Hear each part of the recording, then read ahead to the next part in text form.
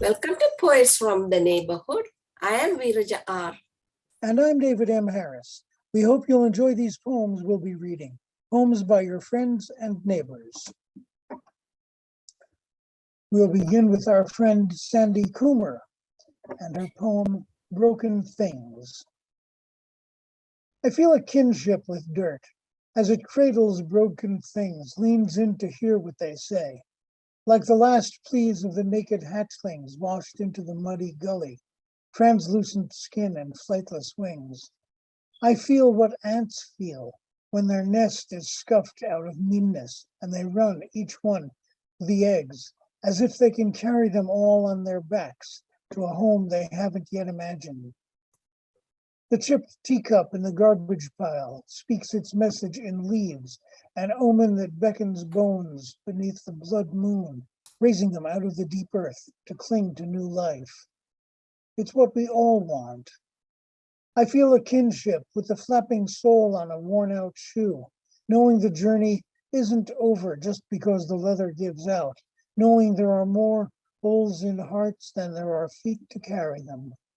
Every broken thing is waiting, the splintered picture frame, the sunglasses with vacant eyes, the resin garden rabbit that sits by the dried up pond, still listening with the one good ear it has left. The next poem, written by Joseph G Sanfilippo and dedicated to his grandson, Logan. I look at him and smile, seeing his handsome face. His hair the color of a wheat field ablaze. The curls dance in the wind's gentle breeze. His eyes are blue with shades of gray. Two worlds are here at play. Blue is the color of a distant African sea, of a faraway island that someday he will see. Gray is the color of his native place, of the land that he touches, of rocks and sand, of the water that runs to escape his hands, of trees that a strong wind will never bend. He runs happily, falling at times, getting himself up with wonderful smiles. He sits on the grass, a joyful play, only to rip it and throw it away. For now he knows how his tiny hands will help him to grow and to learn all that he can. His mind is a tabula rasa that absorbs and preserves all he can see.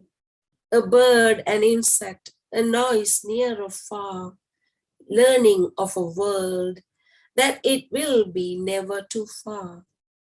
So give him the freedom to be a little boy, to create and to say that all he wants for now is simply to play. It takes a long time for a young mind to come full, to accept new things and new rules, hoping that one day he will remember the freedom that made a young man from a boy. And now, Finger Lakes by Catherine Moore. We left the watershed and 5 states in between to rest in the palm of the plains. A dry wind pushed our car away from tree-lined roads into a gully of a hometown. We always missed the deep blue of Seneca when burrowed in the tan and beige of our home. My favorite summers drown weeks into days.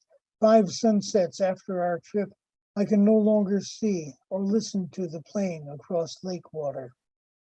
I close my eyes to dream, to remember how morning danced along Honeoye, how the moon entranced on Hemlock. Care, written by S.R. Lee. Unpredictable, the chance to save anything, to put small ones carefully at the back of the dresser drawer is to signal the thief of their value. Yet to store them in a larger space, to say the loft of a barn, risk misplacing or dropping them, or theft by squirrels. As for large things, the family trunk, for example, in the house, it may be susceptible to fire or tornado, but on the other hand, maybe not. Maybe the squirrels or mice will nibble only edges of old letters. Maybe the roof will not leak. Maybe you will find them in your old age, transcribe them into your computer, and give copies to daughters or distant cousins. Though by then no one could identify which lock of hair in your jewelry box is from which child. When they find these, the grown children may remember they were loved. Though care is an iffy proposition, maybe it is possible sometimes. Ariana by Joseph G Sanfilippo, dedicated to his granddaughter. She reminds me of a Florentine Madonna, the round face, the chiaroscuro eyes, the long soft hair, like the waves of the sea. It's an art painting, still to be finished, of the sweet maiden with a lovely vernal face.